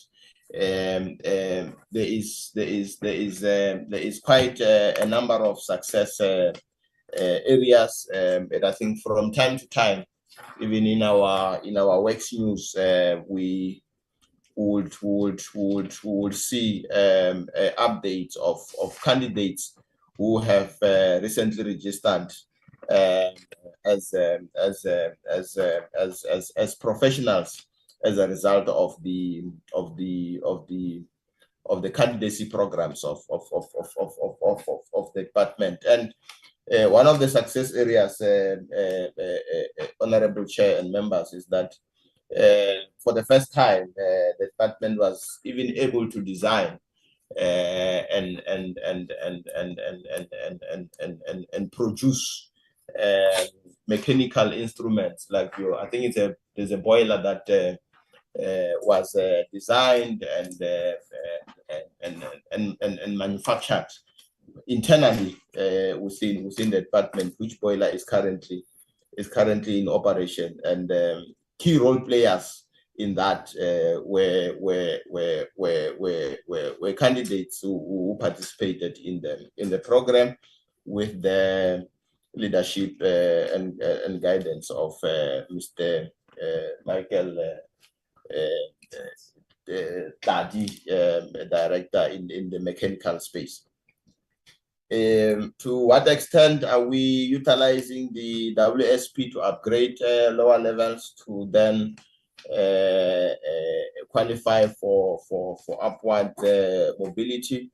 I think over and above your training and development initiatives, Chairperson, we have a career management component which focuses mainly on internal employees of the department who are interested in changing their careers. They are being guided in terms of the areas that they want to be, what is required in terms of qualifications, in terms of skills, where they are found to have the necessary qualifications, and then those people will be considered for experiential exposure in those relevant areas, which will then prepare them to apply for positions as positions are advertised within the department. I think one of our main success areas, we have implemented that program for our cleaners with tertiary qualifications. And a lot of those who participated and continue to participate in these programs, they end up being appointed into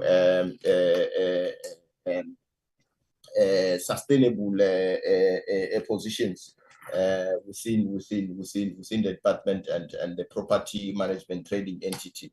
Even as part of our skills programs,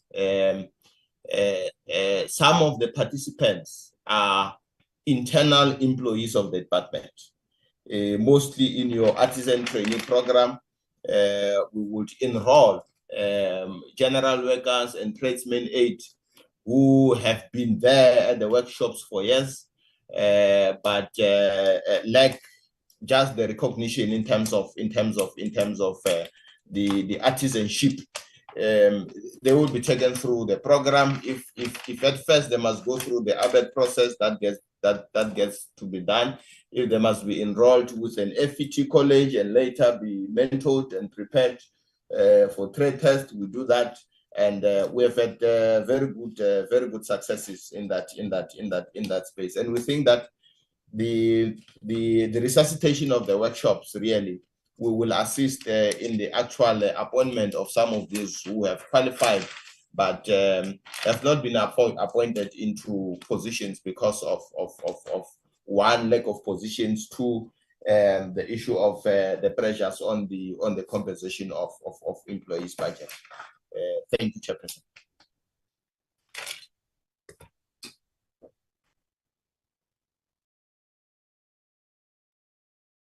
Thank you, Mr. Zaba.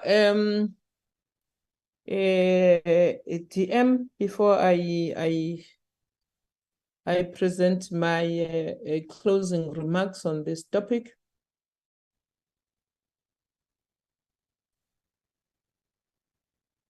Honorable DM. Thank you, Honorable Chair and honorable members.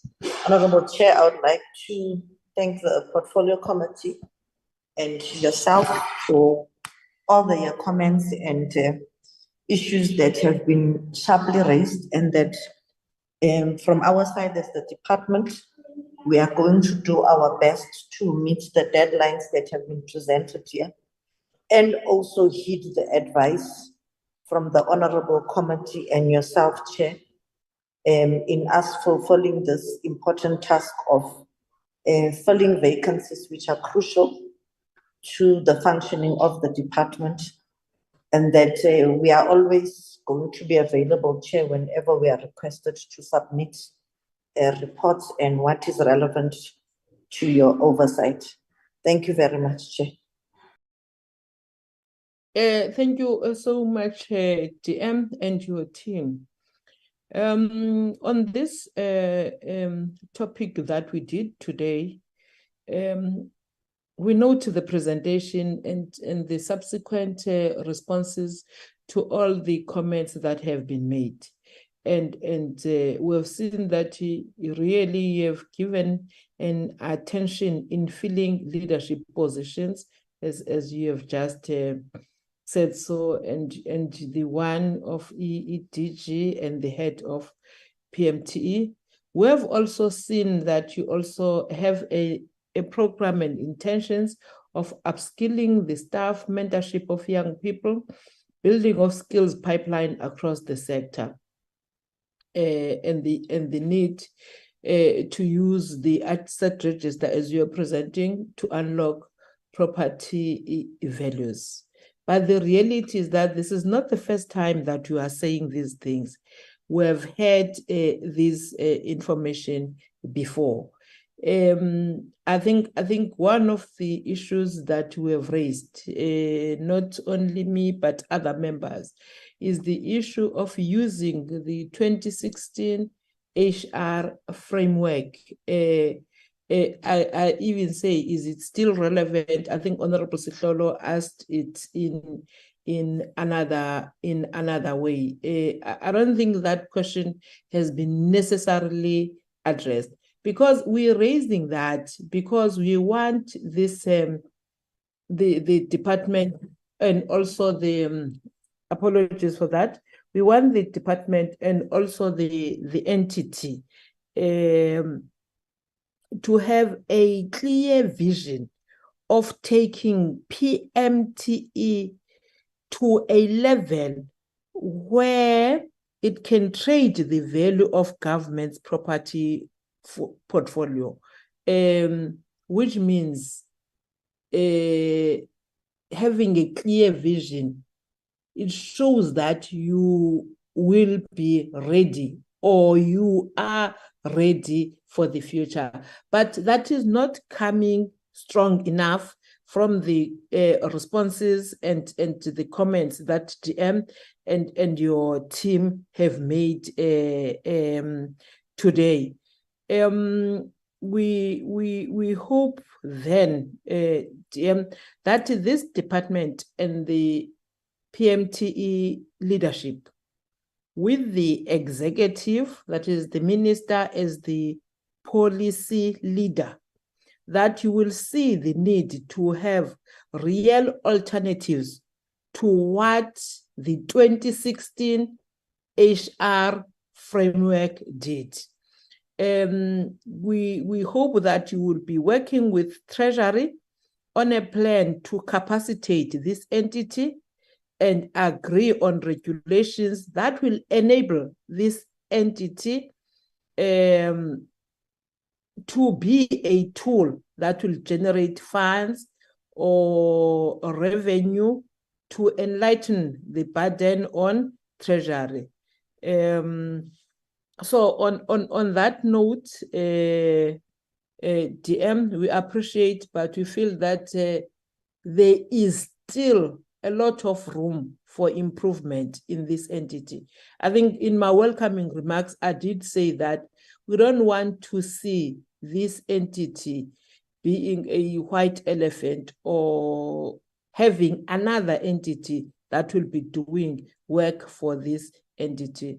In those words, we welcome the report and the responses that you have made. Really, you have a lot of work to do. There is a room for improvement in all this. We then go to the next item, Lwazi, which appreciating the department for being with us and its presentation today.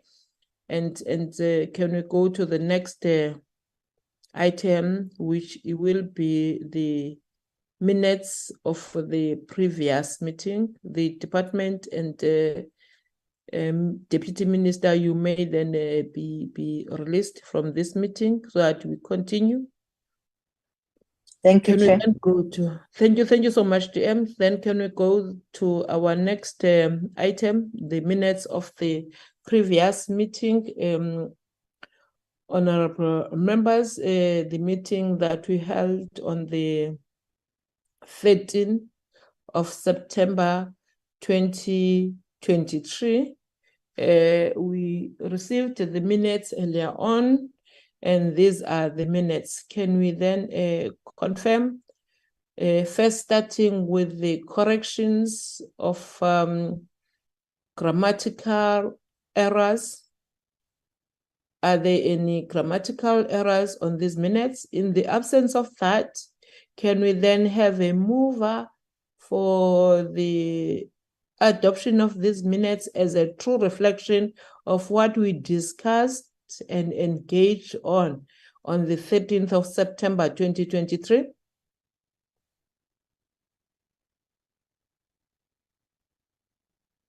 May we have a mover, please, honorable members? Honorable Mjobo? Thanks, Chairperson. I can confirm it's a true reflection of what we deliberate. Therefore, I move the adoption of the minutes. Thank you, Honorable Mjobo. Can we then have a seconder, honorable members? Can we then have a seconder, honorable members? Honorable Van Schalkwyk? I'll second, Chair. Thank you so much, Honorable Van Schalkwyk. Do we have any announcements, honorable members?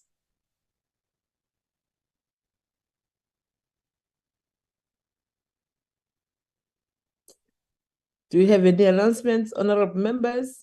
In the absence of any announcements, I just want to remind you that we're still in September, our Heritage Month. Can I see you maybe tomorrow? Our last meeting for this term, you wearing at least a traditional attire, please appealing to all of you in honoring our Heritage Month. I think you have seen me in all our meetings this month. I am celebrating the heritage of being from Xhosa, wearing my traditional attires. So I appeal to all the members tomorrow, Honorable Sihlolo, please, we would like to see you. Honorable Tring, Honorable Van Steden, Honorable Jobo, Honorable Van Skalvik, whether it's just a duke or some beads or whatever, but let's see members celebrating the Heritage Month. On that note, honorable members, I declare the meeting adjourned. Chair, do you want us to wear dukes also? Just beads, but you understand that there's nothing wrong with a man in terms of South Africa wearing a duke. Emampondweni, they do wear them. Do you understand, Honorable Tree, that Emampondweni, they do wear dukes? I shall comply. Their traditional attire? Yeah? You will wear? It looks like a duke would do. Thank you so much. Thank you so much, Honorable Member. Even Mr. Shuaib can do something. Thank you so much. I always wear a duke, Chair. Thank you, Honorable Members.